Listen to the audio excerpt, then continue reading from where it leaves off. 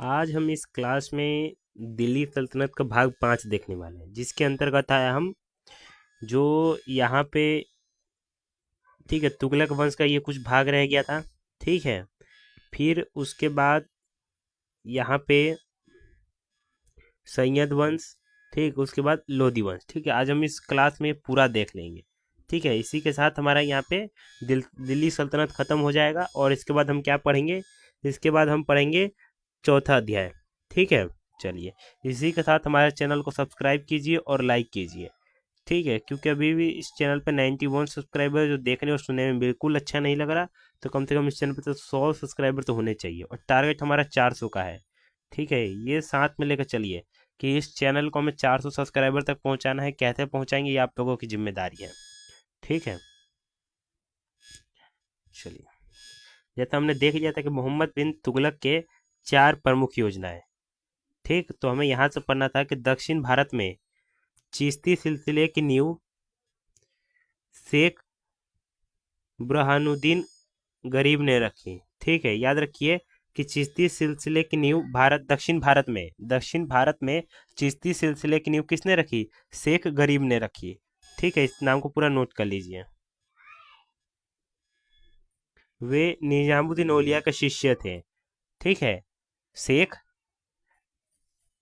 बुरहानुद्दीन गरीब क्या निजामुद्दीन औलिया के शिष्य थे और इन्होंने ही दक्षिण भारत में चिश्ती सिलसिले की नींव रखी।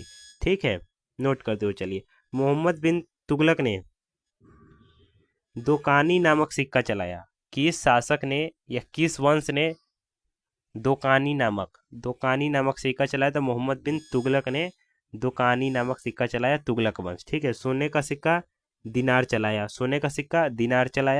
चांदी का सिक्का अदली या टका चलाया। किन्होंने? मोहम्मद बिन तुगलक ने 3 सिक्के चलाए, दोकानी, दिनार यानी सोने का सिक्का, अदली या टका, चांदी का सिक्का। इन सिक्कों पर कलमा खुदवाना बंद कर दिया। ठीक है, कलमा खुदवाना बाद में बंद कर दिया।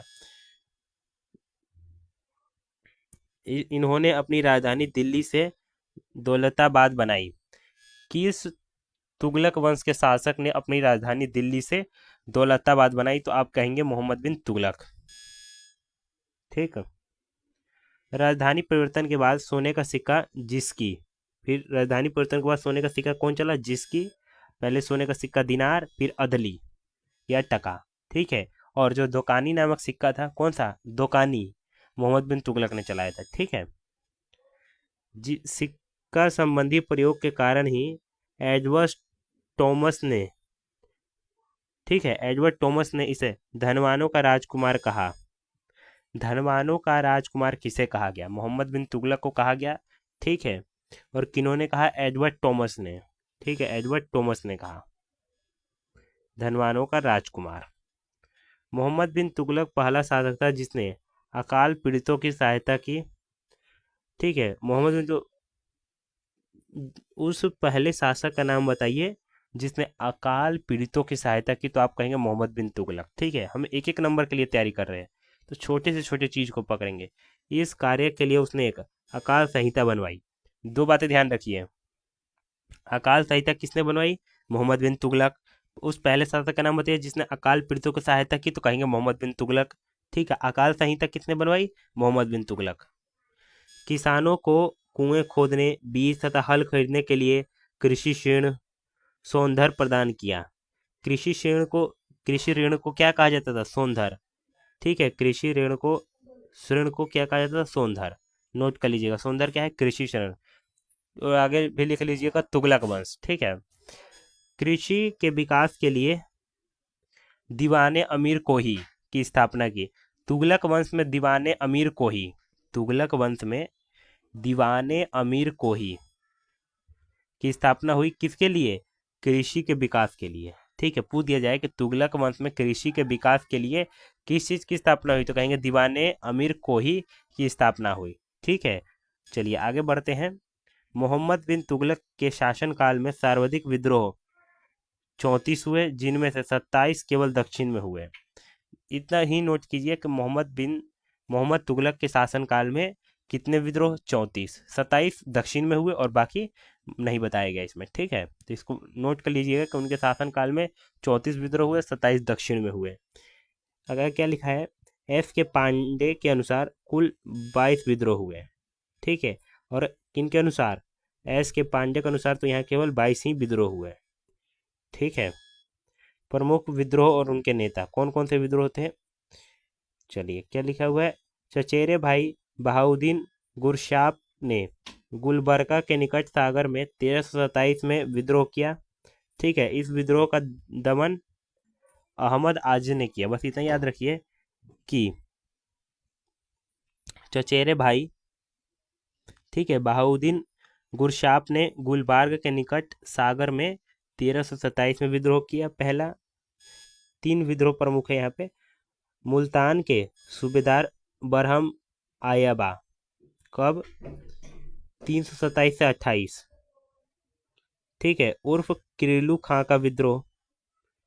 स्वयं सुल्तान, ठीक है, बस ये अलग है यहाँ से, 1340 के नीचे का है। ठीक है, और जो तीसरा है बंगाली में हाजी इलियस का विद्रोह। बंगाली में हाजी इलियस का विद्रोह 1304 से 1341 में हुआ। ठीक है, जो, ठीक है, बस इतना याद रखिए। 3 प्रमुख विद्रोह का नाम लिख लीजिए। दूसरा था उर्फ किरिलू खां का विद्रोह। ठीक है, और तीसरा बंगाली में हाजी इलियास का विद्रोह। और नेता कौन थे? सुल्तान शमशुद्दीन। ठीक है, नेता कौन थे? सुल्तान। ठीक है, बंगाल दिल्ली सल्तनत से स्वतंत्र होने वाला पहला राज्य था, ये नोट कीजिए। बंगाल, ठीक है, जो बंगाल है, पश्चिम बंगाल, दिल्ली सल्तनत से स्वतंत्र होने वाला पहला राज्य बंगाल। 1336 में हरिहर तथा बुक्का नामक 2 भाइयों ने कृष्ण नदी के दक्षिण में विजयनगर साम्राज्य की स्थापना की। ठीक, 1336 में हरिहर और बुक्का नामक 2 भाइयों ने कौन सी नदी के किनारे? कृष्णा नदी के दक्षिण में विजयनगर साम्राज्य की स्थापना की। ठीक है, इसमें चार वंश थे, सुलूब, तुलुब, ठीक है, संगम, आर्यविदु। ठीक है, जब हम विजयनगर के बारे में पढ़ेंगे तो हम इन सब के बारे में पढ़ेंगे। 1347 में हसन गंगू ने देवगिरी में विद्रोह किया तथा अलाउद्दीन बहमन शाह के नाम में बहमनी राज्य की स्थापना की। देखिए, 1347 में हसन गंगू ने देवनागरी में विद्रोह किया। 1347 में देवगिरी में किसने विद्रोह किया? हसन गंगू ने। ठीक है, जो बहमनी राज्य है वो किसके नाम पे रखा गया है? तो आप कहेंगे अलाउद्दीन बहमन शाह के नाम पे रखा गया। ठीक है, इतना याद रखना है। मोहम्मद बिन तुगलक के शासनकाल में, ठीक है, मोहम्मद बिन तुगलक के शासनकाल में 1341 में चीन के मंगोल सम्राट तोमर तिगुन का एक शिष्टमंडल हिमाचल प्रदेश के बौद्ध मंदिर में, ठीक है, बौद्ध मंदिरों को देखने आया था। ठीक है, बाकी नहीं, इतना नहीं पूछता है। इब्न बतूता मोरक्को का निवासी था। हाँ, इसको नोट कीजिए, इसको रहने दीजिए। चलिए, इसको नोट कीजिए कि इब्न बतूता मोरक्को का निवासी था। इब्न बतूता कहाँ से आया था? तो कहेंगे मोरक्को से आया था।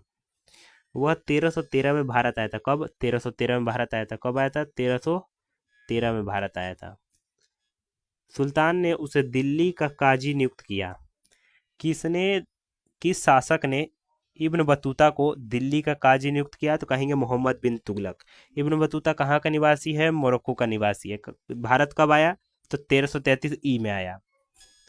1342 में इसे अपना दूत बनकर, ठीक है, अपना दूत बनाकर चीन भेजा था।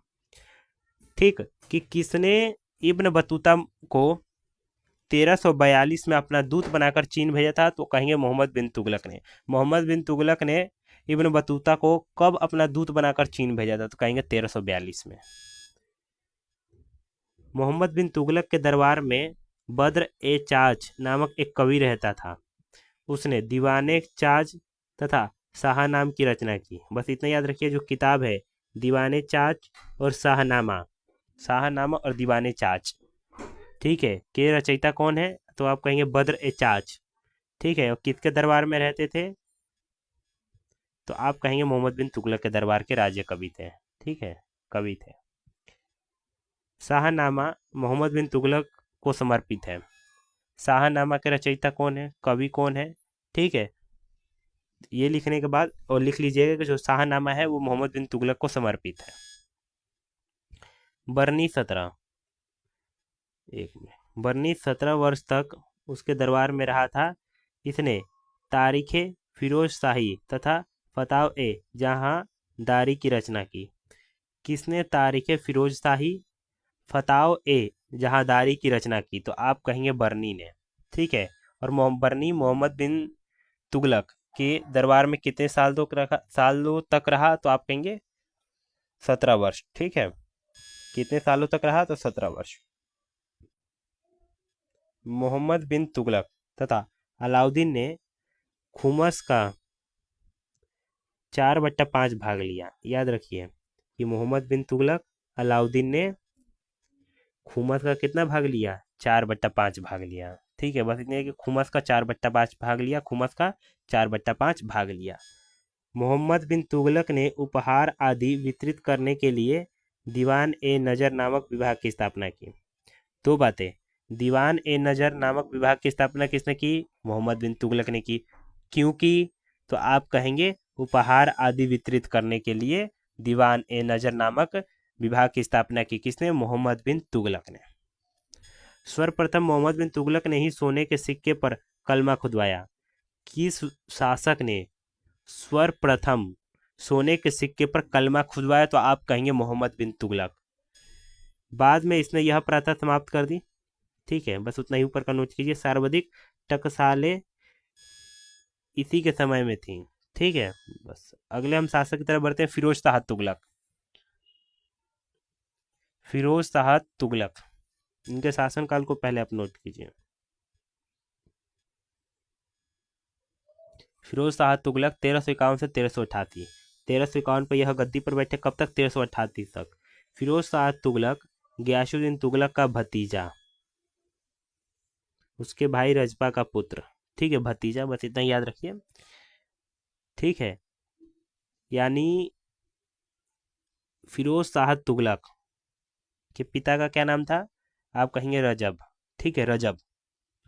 बस इतना याद रखिए कि फिरोज शाह तुगलक गयासुद्दीन का भतीजा था तथा मोहम्मद बिन तुगलक का चचेरा भाई था। ठीक है, चचेरा भाई। यह हिंदू माता से उत्पन्न हुआ था। कौन सा तुगलक वंश का शासक? ठीक है, इस प्रकार से पूछा जा सकता है, या पूछा जा सकता है कौन सा शासक, या इतने याद रखिए कौन सा तुगलक शासक, तुगलक वंश का शासक जो हिंदू माता से जन्म हुआ था। ठीक है, उत्पन्न हुआ था। तो आप कहेंगे फिरोज शाह तुगलक। ठीक है, यह हिंदू माता भटटी राजपूत रणमल की बेटी बीबी जैला से उत्पन्न हुआ था। ठीक है, हिंदू माता से उत्पन्न हुआ था। फिरोज शाह तुगलक की राज अभिषेक 2 बार, मार्च 1351 में सिंध में तथा अगस्त 1351 में दिल्ली में हुआ। फिरोज, बस क्या याद रखना है कि बस अपने ज्ञान के लिए याद रखिए कि फिरोज शाह तुगलक गयासुद्दीन तुगलक का भतीजा था। ठीक है, और यह हिंदू माता से उत्पन्न हुआ था। ये नोट कीजिएगा, ये पूरा लाइन लिखिएगा इनका नाम। और फिरोज शाह तुगलक का राज अभिषेक कितनी बार हुआ? तो फिरोज शाह तुगलक का राज अभिषेक 2 बार हुआ, मार्च 1351 में और अगस्त 1351 में दिल्ली में हुआ। ठीक है, मार्च 1351 में सिंध में और अगस्त 1351 दिल्ली में हुआ। ठीक है, वजारत प्रथा का चरमोत्कर्ष तुगलक काल में ही देखा जाता है। यह प्रथा है एक वजारत। ठीक है, चरमोत्कर्ष तुगलक वंश में ही देखा जाता है इस प्रथा का। ठीक है, फिरोज तुगलक का वजीर फिरोज तुगलक का वजीर मलिक मकबूल था। फिरोज शाह तुगलक, ठीक है, फिरोज शाह तुगलक का वजीर कौन था? मलिक मकबूल। नायाब वजीर मलिक राजी था। ठीक है, नायाब वजीर कौन था? मलिक राजी। ठीक है, सब नाम नोट करते हुए चलिएगा। मलिक मकबूल तेलंगाना का एक ब्राह्मण था। मलिक मकबूल, ठीक है, जो फिरोज शाह तुगलक के वजीर थे मलिक मकबूल, और नायाब वजीर मलिक राजी। तो जो मलिक मकबूल थे वजीर, वह एक ब्राह्मण थे, तेलंगाना के एक ब्राह्मण थे जो मुसलमान हो गया था। इसका मूल नाम, ठीक है, कुकनू था। ठीक है, कुकनू था। ठीक है, नोट कर लीजिए। मोहम्मद बिन तुगलक ने इसे किसको, तो आप कहेंगे वजीर मलिक मकबूल को किसकी उपाधि दी थी, तो आप कहेंगे कावा मुल मुल्क की उपाधि दी थी। ठीक है। फिरोज शाह तुगलक ने 24 कष्टदायक करों को समाप्त किया था। किस तुगलक वंश के शासक ने 24 कष्टदायक कर यानी टैक्स को समाप्त किया था, तो कहेंगे फिरोज शाह तुगलक। उसके समय में दोआब से 80 लाख टंका की आय होती थी। ठीक है। फिरोज शाह तुगलक के समय में दोआब से कितना टंका की आय यानी इनकम होती थी, तो 80 लाख टंका की। और दिल्ली की कुल राजस्व कितनी थी। ठीक है। दो बातों को नोट कीजिए कि दोआब से कितने लाख टंका की आय होती थी यानी कितनी इनकम होती, तो 80 लाख टंका की। और दिल्ली का कुल राजस्व कितना था, फिरोज शाह तुगलक के समय दिल्ली का कुल राजस्व 6 करोड़ 85 लाख टंका तक पहुंच गया था। ठीक है। अगला है, फिरोज ने शरीयत के अनुसार केवल 4 कर लिए। ठीक है। ये 4 कर देखते हैं कौन कौन से हैं। खीरज, केवल गैर मुसलमानों से, जो केवल गैर मुसलमानों से कर लिया जाता था उपज का। ठीक है। उपज का उसे खीरज कहा जाता था। क्या, खीरज। ये जो 4 कर हैं ये किसके हैं, फिरोज शाह तुगलक के। पहला खीरज जो केवल गैर मुसलमानों से लिया जाता था, कितना, उपज का 1/3। जकात, मुसलमानों से धार्मिक कर। बताइए, मुसलमानों से जो धार्मिक कर लिया जाता था उसे क्या कहा जाता था, जकात। ठीक है। क्या, जकात कहा जाता था। कितना, 2.5% लिया जाता था। ठीक है, जकात। और अगला है जजिया, जो गैर मुसलमानों से धार्मिक कर लिया जाता था उसे जजिया कहा जाता था। ठीक है।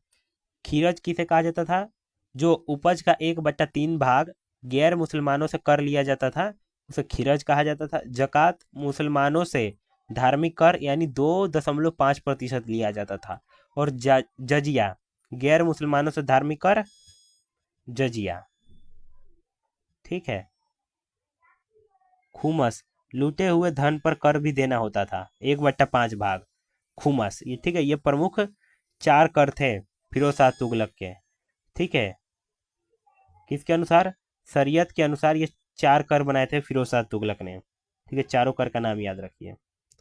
सर्वप्रथम फिरोज ने ही ब्राह्मणों से भी जजिया वसूल किया। किस शासक ने ब्राह्मणों से, ठीक है, किस शासक ने ब्राह्मणों से जजिया वसूल किया, तो आप कहेंगे फिरोज शाह तुगलक। सिंचाई कर 10% लेने वाला शासक फिरोज शाह तुगलक है। सिंचाई कर को क्या कहते हैं, पहले ध्यान दीजिए, छोटी छोटी चीज़ों को छोड़िए मत। हक ए सर्व। ठीक है। यह 10% लेने वाला पहला शासक फिरोज शाह तुगलक। सिंचाई कर 10% कौन सा शासक लेते थे सर्वप्रथम, तो आप कहेंगे फिरोज शाह तुगलक। फिरोज शाह तुगलक ऐसा पहला शासक था जिसने राज्य की आमदनी का ब्यौरा तैयार करवाया। उस शासक का नाम बताइए जिसने राज्य की आमदनी का ब्यौरा, ठीक है, तैयार करवाया, तो आप कहेंगे फिरोज शाह तुगलक। इसने राजस्व के अनुमान लगाने का कार्य ख्वाजा, ठीक है, हिशामुद्दीन को सौंपा था। ठीक है। फिरोज ने जागीरदारी प्रथा को पुनः प्रारंभ किया। फिरोज शाह तुगलक ने जागीरदारी प्रथा को पुनः क्या किया, आरंभ किया। ठीक है। चलिए अगला है इतलाक, एक प्रकार की हुंडी। ठीक है। इतलाक प्रथा का प्रचलन किसके द्वारा हुआ, तो कहेंगे फिरोज शाह तुगलक के द्वारा हुआ। अगला क्या है कि फिरोज शाह द्वारा स्थापित प्रमुख विभाग। फिरोज शाह द्वारा स्थापित प्रमुख विभाग कौन से हैं, दीवान ए बंदगान दासों के लिए, दीवान ए खैरात दान विभाग इसी के अंतर्गत विवाह विभाग भी था। ठीक है। दूसरा हो गया, तीसरा दीवान ए इस्तिकाक पेंशन विभाग, लोक निर्माण विभाग भवन, सड़क तथा नहरी निर्माण हेतु इसकी प्रमुख मलिक गाजी सहना तथा अब्दुल हक थे। देखिए ये प्रमुख कुछ विभाग हैं, इन सारे प्रमुख को आप नोट कर लीजिए। फिरोज ने दिल्ली में एक रोजगार दफ्तर तथा एक सफा खाना भी खुलवाया। किसने दिल्ली में एक रोजगार दफ्तर और एक सफा खाना खुलवाया? तो कहेंगे फिरोज शाह तुगलक ने। ठीक है, फिरोज ने 300 नए नगरों की स्थापना की। ठीक है, जिनमें अपने बेटे फतेह खां के नाम पर फतेहाबाद, ठीक है, हिसार, फिरोजपुर, जौनपुर तथा फिरोजाबाद आदि प्रमुख थे। देखिए बस इतना ध्यान दीजिए, लिख लीजिए। फिरोज शाह तुगलक ने 300 नए नगर की स्थापना की, जिनमें से अपने बेटे फतेह खां के नाम पर फतेहाबाद, हिसार, फिरोजपुर, जौनपुर, फिरोजाबाद आदि प्रमुख नगरों की स्थापना किया। ठीक है, 1352 में उसने दिल्ली में मदरसा ए फिरोज शाही बनवाया। किसने 1352 में दिल्ली में मदरसा ए फिरोज शाही बनवाया? तो आप कहेंगे मोहम्मद बिन तुगलक। तथा मौलाना जलाउद्दीन रूमी को इसका प्रधानाध्यापक नियुक्त किया गया। ठीक है, तथा ठीक है, इस मदरसा का प्रधानाध्यापक किसको नियुक्त किया गया? तो आप कहेंगे मौलाना मौलाना जलाउद्दीन रूमी को। वुल्जले हैग के अनुसार निर्माण कार्य की दृष्टि से फिरोज शाह रोमन सम्राट अगस्टस के समान थे। किनके अनुसार निर्माण कार्य की दृष्टि से फिरोज शाह रोमन सम्राट अगस्टस के एकदम समान थे? किसके अनुसार? तो आप कहेंगे वुल्जले हैग के अनुसार। ठीक है, किसके लिए लाइन लिखा गया है? तो ये लाइन लिखा गया फिरोज शाह तुगलक के लिए। ठीक है, फिरोज शाह तुगलक की नहर प्रणाली का विस्तृत वर्णन अय्या बिन अहमद सिरहिंदी की पुस्तक तारीखे मुबारक शाही में है। ठीक है, कि फिरोज शाह तुगलक का जो नहर प्रणाली का विस्तार वर्णन कहाँ है? तो इसको नोट कीजिए, यहाँ है। ठीक है, पूरा लाइन को नोट कीजिए एडजेक्टिव। फिरोज तुगलक ने ताज घड़ियाल जल घड़ी का आविष्कार किया था। किसने? ठीक है, यहाँ तो आविष्कार का बात है तो वंश नहीं पूछेगा, सीधा पूछेगा कि किसने ताज घड़ियाल यानी जल घड़ी का आविष्कार किया था? तो कहेंगे फिरोज शाह तुगलक। उसने दिल्ली में एक जल घड़ी, एक धूप घड़ी तथा एक नक्षत्र घड़ी लगवाई थी। ठीक है, फिरोज ने अशोक के टोपरा टोपरा स्तंभ को दिल्ली मंगाकर फिरोज शाह कोतवाला की मस्जिद के सामने तथा मेरठ स्तंभ को कुसके शिकार के निकट स्थापित करवाया था। इसको नोट कीजिए कि टोपरा स्तंभ को दिल्ली मंगाकर फिरोज शाह कोटला की मस्जिद के सामने तथा मेरठ स्तंभ को कुसके शिकार के निकट के सामने क्या किया? स्थापित करवाया। कुतुब मीनार के 5वें तले का निर्माण करवाया। कुतुब मीनार के 5वें तले का निर्माण किन्होंने करवाया? तो आप कहेंगे फिरोज शाह तुगलक। किनको कहेंगे? फिरोज शाह तुगलक ने कुतुब मीनार के 5वें मंजिल का यानी 5वें तले का निर्माण करवाया। फिरोज शाह ने शिक्षा में व्यावसायिक पाठ्यक्रम लागू किया। किसने शिक्षा में ऑक्यूपेशन पाठ्यक्रम को लागू किया? ठीक है, व्यावसायिक। तो कहेंगे फिरोज शाह तुगलक। फिरोज शाह की जीवनी लेखक फिरोज शाह की जीवनी के लेखक कौन है? जीवनी। जीवनी क्या होता है? जो जीवन के बारे में लिखा जाए। ठीक है, जमशेद सिराज अफीक, ठीक है, उनके जीवनी के लेखक थे। नोट करते हुए चलिएगा। दलाइले फिरोज शाही दर्शन तथा नक्षत्र विज्ञान से संबंधित ग्रंथ हैं। दलाइले फिरोज शाही दर्शन तथा नक्षत्र विज्ञान से संबंधित है। ठीक है, इसको एडजेक्टिव नोट कीजिए कि यह किससे संबंधित है। इसका अनुवाद किसने किया था? इसका अनुवाद अजीजुद्दीन किरमानी ने किया था। इसका अनुवाद किसने किया था? ठीक है, नोट कीजिए।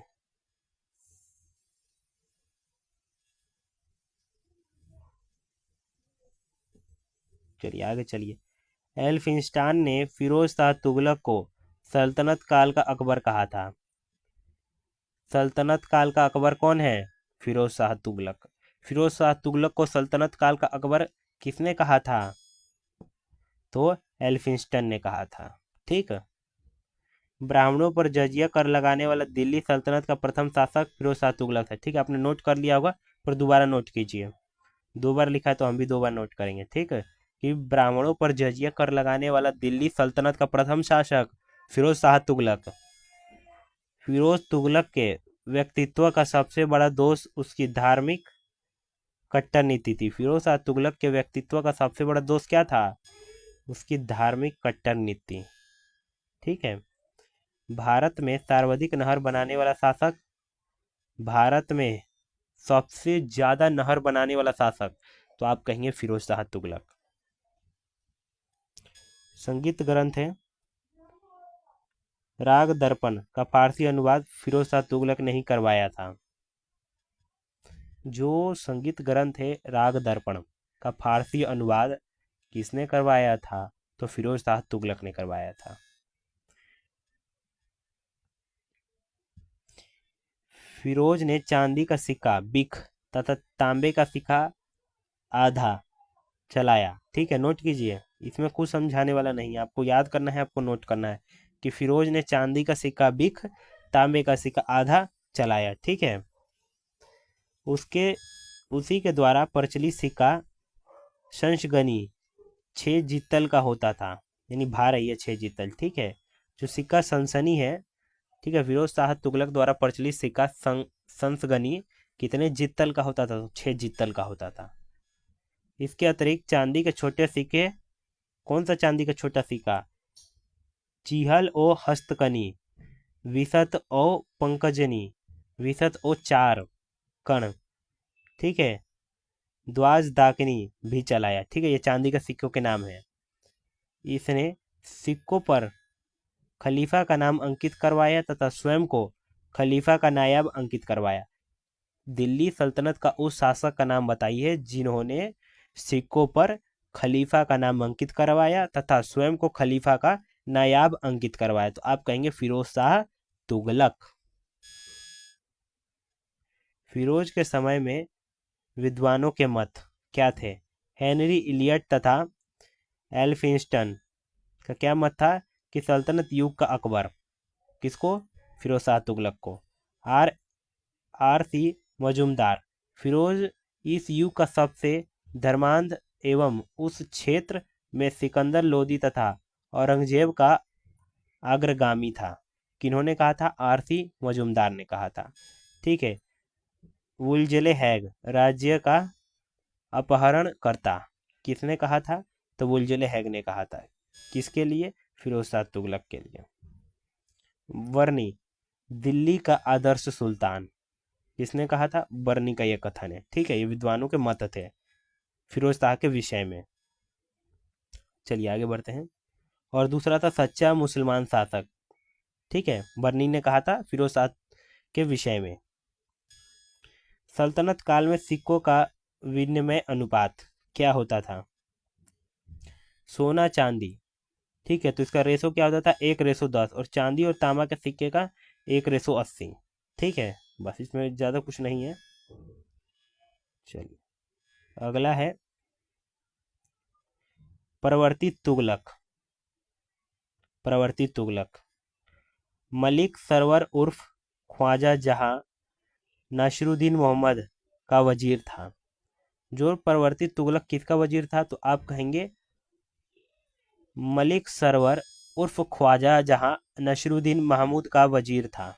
ठीक है, नोट करते हुए चलेगा। महमूद ने इसे मलिक उश शर्क की उपाधि दी थी। किसको मलिक उश शर्क की उपाधि मिली थी? तो कहेंगे परवर्ती तुगलक को।